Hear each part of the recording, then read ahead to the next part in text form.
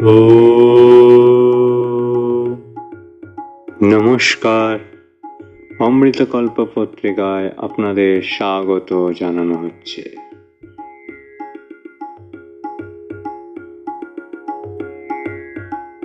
রামকৃষ্ণ মঠের আদি কথা। আমাদের আলোচ্য বিষয় বিবেক অগ্নির আলো উত্তাপে মঠবাসীগণ।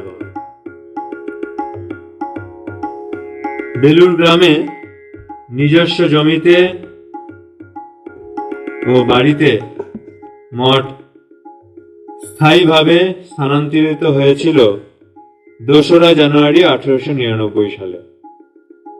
ইতপূর্বে ডাক্তারদের পরামর্শে স্বামীজি বায়ু পরিবর্তনের জন্য দেওঘরে গিয়েছিলেন 19 ডিসেম্বর 1898।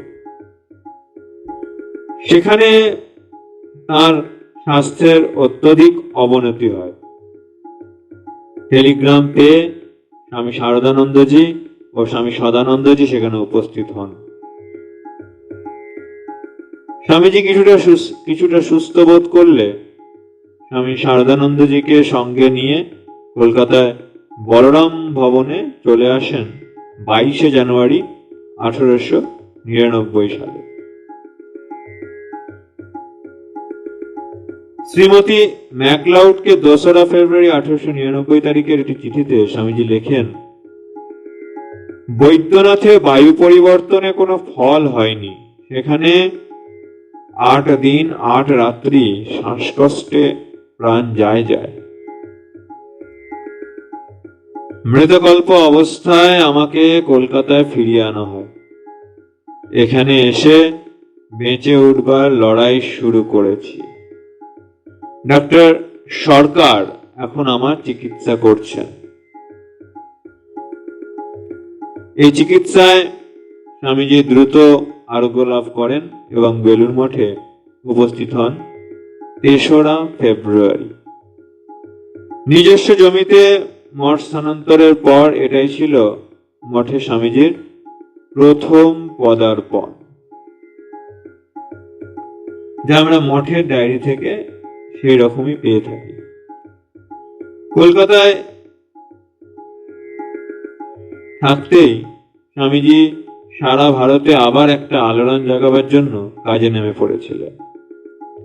সেই অনুযায়ী তিনি স্বামী বিরজানন্দজি ও স্বামী প্রকাশানন্দজিকে প্রচার কার্যের জন্য পূর্ববঙ্গ, বর্তমানের বাংলাদেশে পাঠানোর সিদ্ধান্ত গ্রহণ করেন। প্রকাশানন্দজি রাজি হন, কিন্তু বিরজানন্দজি খুবই দ্বিধাবোধ করেন। অনেক বুঝিয়ে স্বামীজি তাকেও রাজি করান। তাদের মাথায় হাত রেখে স্বামীজি বলেন, বিশ্বাস কর, আর ঠাকুরের শক্তি তোদের ভিতর সংক্রামিত হয়েছে। জানবি, সংঘই ঠাকুরের সমষ্টি শরীর। সংঘকে যথাযথ শ্রদ্ধা দিবি, সংঘের আদেশ পালন করবি। এ বিষয়ে অতীতের শ্রুতি সাক্ষ্য দেয়। স্বামীজির আশীর্বাদ নিয়ে তারা দুজনে 4 ফেব্রুয়ারি মঠ থেকে যাত্রা করে। এই সময় স্বামীজির পাশ্চাত্যের সন্ন্যাসিনী শিষ্যা অভয়ানন্দজি উপস্থিত হয়েছিলেন। তিনি ভারতবর্ষের কয়েকটি শহরে, বিশেষত কলকাতায় ও ঢাকায় বেদান্ত প্রচার করতে থাকেন। এদিকে স্বামীজির নির্দেশে গুরুভ্রাতা স্বামী তুরীয়ানন্দজি ও স্বামী শারদানন্দজি 7 ফেব্রুয়ারি রাজস্থান ও গুজরাটের বিভিন্ন শহরে বেদান্ত প্রচারের জন্য যাত্রা করেন। এর আগে স্বামী শারদানন্দজি ও নিবেদিতা কলকাতা ও তার আশপাশের কয়েকটি স্থানে বক্তৃতাও করেন। স্বামী শারদানন্দজি বলরাম ভবনে মিশন অ্যাসোসিয়েশনের সভায় প্রায় প্রত্যেক রবিবার এবং কলকাতার বিভিন্ন স্থানে এবং ঢাকা ও ময়মনসিংহে বক্তৃতা দিয়ে যুব সমাজকে মাতিয়ে তুলেছিলেন। অন্যান্য কয়েকজন কিছু মন্ত্র দীক্ষা দিয়েও দিচ্ছিলেন। কিন্তু চাঞ্চল্যের সৃষ্টি করেন স্বামীজির শিষ্য স্বামী নিত্যানন্দ। তিনি পূর্ববঙ্গে গিয়ে 50-60 জনকে মন্ত্র দীক্ষা দিয়েছিলেন।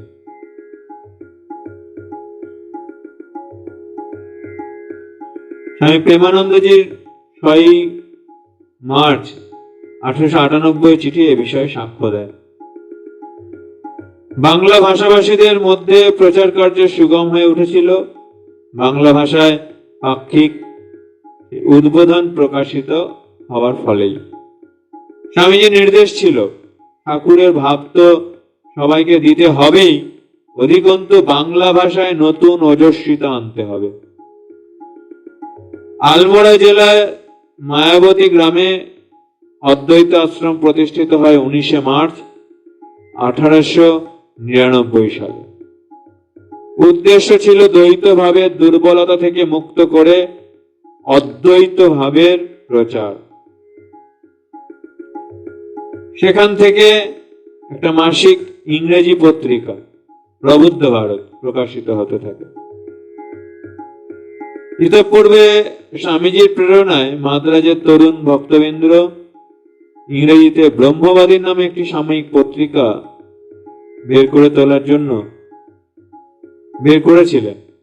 এ ধরনের বিভিন্ন উপায়ে নতুন যুগোপযোগী ভাবধারা প্রচার সার্থক করে তোলার জন্য স্বামীজি গুরুত্ব দিয়েছিলেন ভাব সংশুদ্ধির ওপর। সেই উদ্দেশ্য সাধনের জন্যই মঠে সাধু ব্রহ্মচারীদের সুশিক্ষিত করে গড়ে তোলার জন্য স্বামীজি তার অধিকাংশ সময় ব্যয় করতে থাকেন।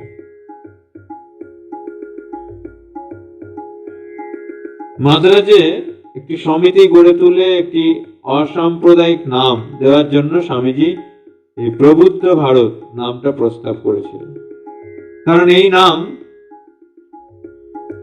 হিন্দুদের মনে কোনো আঘাত না দিয়ে বৌদ্ধদেরও আকৃষ্ট করবে। প্রবুদ্ধ ভারত শব্দটির ধ্বনিতেই বুদ্ধ বুদ্ধের অর্থাৎ গৌতম বুদ্ধের সাথে ভারত জুড়লে হিন্দু ধর্মের সাথে বৌদ্ধ ধর্মের সম্মিলন বোঝাতে পারবে। এ বিষয়ে 31/8/1894 তারিখে স্বামীজি যে আলাসিঙ্গাকে চিঠি লিখেছিলেন তাই সাক্ষ্য দেয়। স্বামীজির কাছে বেলুড় মঠ শ্রীরামকৃষ্ণের ধর্মক্ষেত্র। শ্রীরামকৃষ্ণ ভাবধারা প্রচারের প্রাণ কেন্দ্র। আর শ্রীরামকৃষ্ণ হচ্ছেন পূর্ব শ্রীযুগ ধর্ম প্রবর্তক দিগের পুনঃ সংস্কৃত প্রকাশ। শ্রীরামকৃষ্ণ হতাশাচ্ছন্ন মানব সমাজের কাছে জ্যোতিস্তম্ভ স্বরূপ।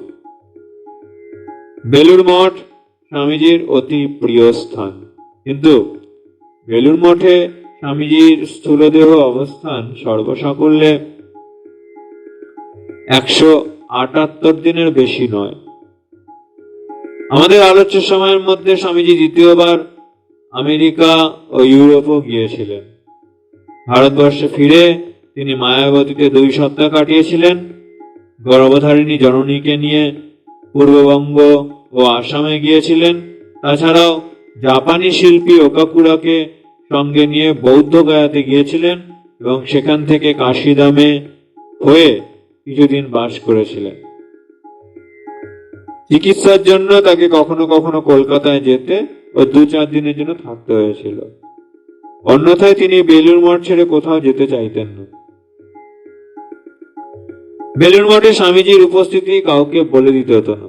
তার ব্যক্তিত্বের দিব্য উজ্জ্বল বিচ্ছুরণ ও অফুরন্ত ভালোবাসা মঠবাসীগণকে সদাই মাতিয়ে রাখত।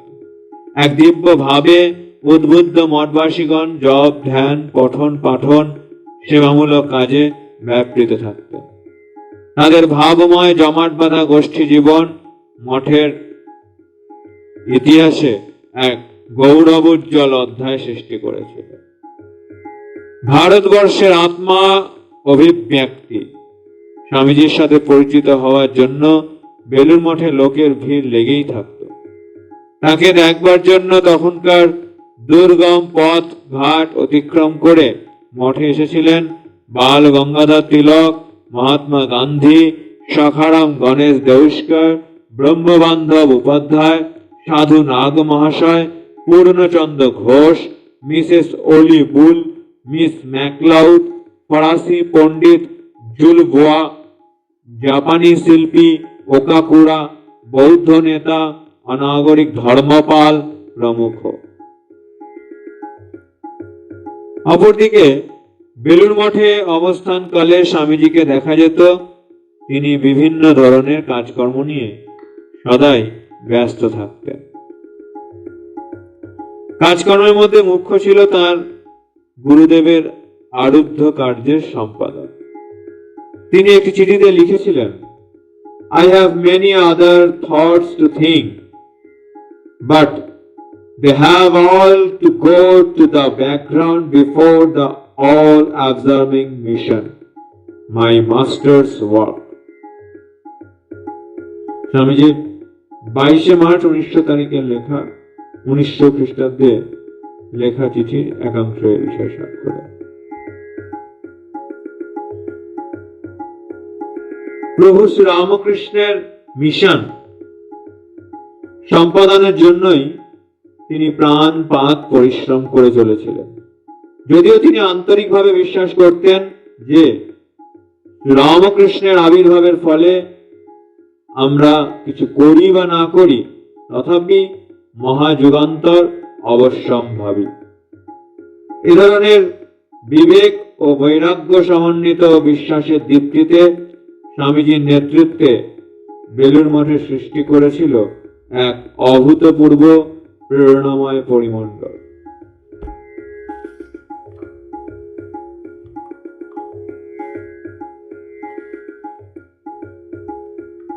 আজ এ পর্যন্তই। ওম শান্তি শান্তি শান্তি। হরি ওম তৎসৎ। শ্রী রামকৃষ্ণার্পণমস্তু।